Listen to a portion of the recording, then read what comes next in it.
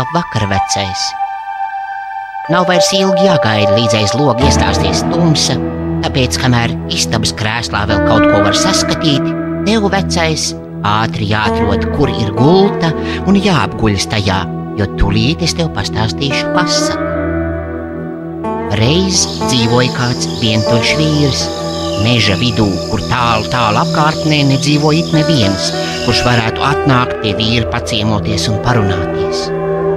Gadu nasta vīram bija ļoti smaga, un tā bija saliekus ne tikai muguru, bet arī vecā domas bija kļuvušas pavisam līkas.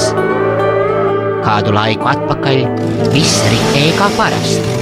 Brokastis, darbs mežā, pusdienas, atkal darbs, tad mājas solis sanesot ūdeni, iepurinot plīti, un tā joprojām līdz vēlai naktī. Bet te kādu dienu vecais aizvien mazāk un mazāk sāka atcerēties, kāpēc viņš kaut ko dara, uz kurien viņš iet un vispār kāpēc viņš ir. Aizvien, lai kur vecais gāja, beigās viņš nezināja vairs, kāpēc ir atnācis, un sākdams kādu darbiņu, brīžiem pieķēra sevi pie domas, ka nezin vairs, ko dara.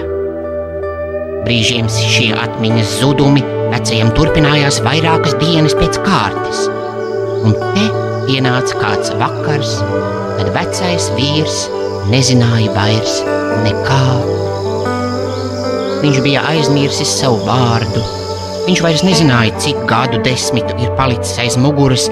Vecais vienkārši kaut kur gāja, cerībā, ka kāds viņam varētu gadīties ceļā un pastāstīt taisnību.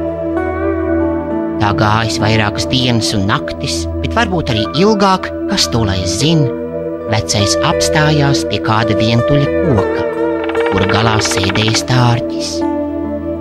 Vai tu gadījumā nezini, kas es esmu? Viņš prasīja stārķim. Bet paklausies, izbrīnējies teica stārķis, tu taču jau sen esi aizmidzis. Aizmiedz arī tu, vecais, ar labu nakti.